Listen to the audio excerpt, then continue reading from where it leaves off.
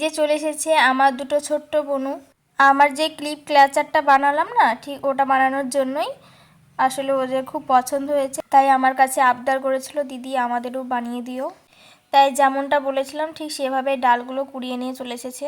ঠিক সেম প্রসেসেই বানাবো, আমারটা যেভাবে বানিয়েছিলাম। আমি ডালগুলোকে রং করে আবার উলের সুতোটাকে বেন্ড করেও রেখে দিয়েছিলাম।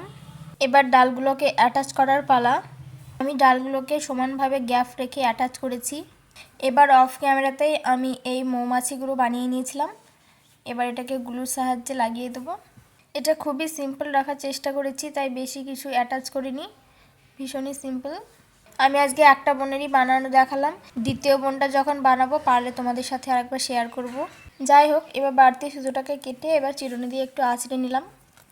এই যে এটা হচ্ছে ফাইনাল লুক, দেখে জানিও কেমন হয়েছে।